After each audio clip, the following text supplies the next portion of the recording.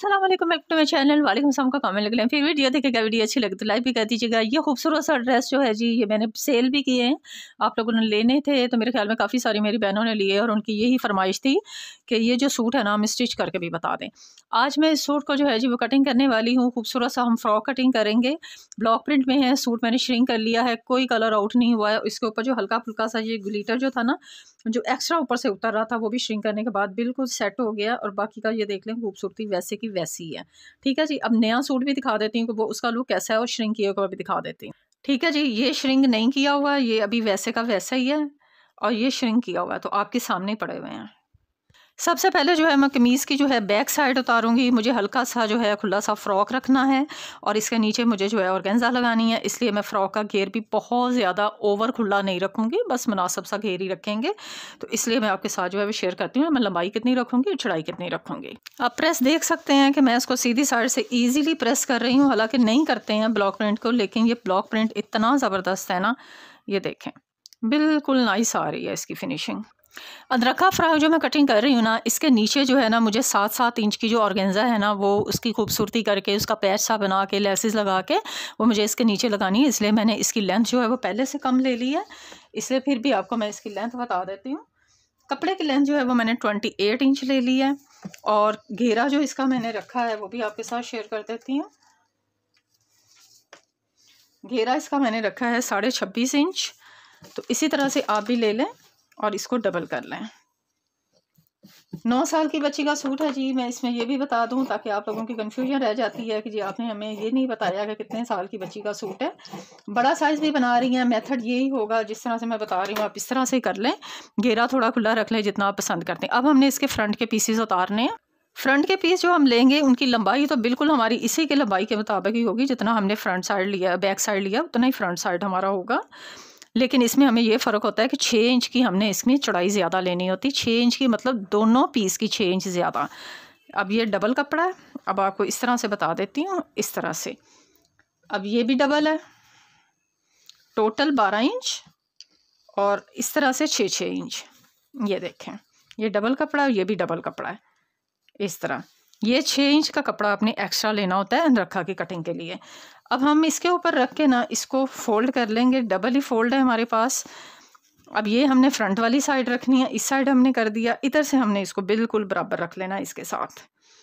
यहाँ पे बराबर रखने के बाद जितना इसका एक्स्ट्रा पीस है हमारा, उसको हम ऊपर वाली साइड पे करके यहाँ पे एक इस तरह का निशान बना लेंगे इस तरह से, ताकि ये पूरा बराबर में आ जाए। इस तरह से रख के ना आपने अच्छे से इस्त्री का अच्छा सा इसका प्रेस बिठा लेना, ताकि आपको अंदाज़ा हो जाए कि हमारा जो है चौड़ाई जो है वो इतनी ज़्यादा है। अब आप ऊपर से तीरे का जितना भी निशान लगाना है, जिस तरह भी आपकी कटिंग करनी है आपने, उस तरह की आप इसकी कटिंग कर लें। यहाँ से मैं तीरे का निशान लगाऊंगी, इसका आर्म होल कटिंग करूँगी, साइड की कटिंग कर दूँगी। अच्छा जी, तीरा जो है जी मैंने 6 इंच चौड़ा रखा है, मतलब 12 इंच। लंबाई जो है मैंने 7 इंच रखी है और चेस्ट का जो साइज़ है मेरा 16 इंच का मैं इसका रख रही हूँ। और थोड़ा सा हमने एक्स्ट्रा भी लेना है। अब यहाँ से हम इसको शेप दे देंगे, यहाँ से हम इसको ऊपर से भी शेप दे देंगे और यहाँ से हम इसको बिल्कुल ऐसे लेके आएंगे। ठीक है, ज़्यादा शेप नहीं देना, बस हल्का सा इस तरह से। अब इसी के ऊपर आके आप कटिंग कर लें। ठीक है जी, ये कटिंग हो गई है। अब हम फ्रंट वाले पीसेस को उठा लेंगे और बैक को अलग कर देंगे। फ्रंट वाले पीसेस पे अब हमने गले की कटिंग करनी है। गले का जो भी साइज़ होगा उससे एक सिलाई का मार्जिन, मतलब जितनी आपने फिर सिलाई लगानी है ना, उतनी सिलाई का मार्जिन आपका होना चाहिए। मैं इसका सिर्फ जो है वो 2.25 इंच रखूँगी, क्योंकि इसका 2.5 इंच होता है। और लंबाई में रख रही हूँ इसकी तकरीबन 4.5 इंच इस तरह से।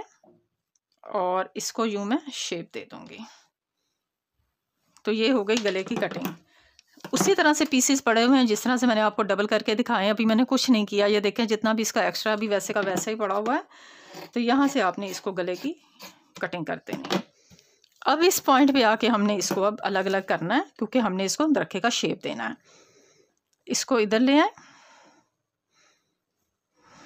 और इसको इधर ले जाएं।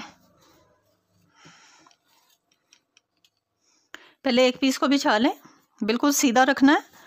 दूसरा पीस भी आपने बिल्कुल सीधा रखना है। गले से बिल्कुल गले को आपने जोड़ लेना है, चाहे तो इधर पिन लगा लें। अब गला आपका यहाँ से बिल्कुल भी सरकना नहीं चाहिए।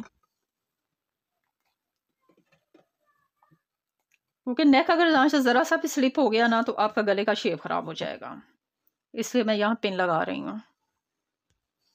अब हमने देना है जी यहाँ से रखेगा शेप। अब जो गले का शेप आ रहा है इसी शेप को हम कंटिन्यू करते हुए इस तरह से नीचे वाली साइड पे आ जाएंगे यहाँ।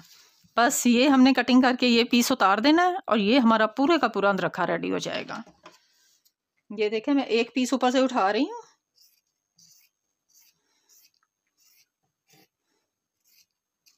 ये देखें, इसको अलग कर देंगे तो ये रखा आपका रेडी हो गया।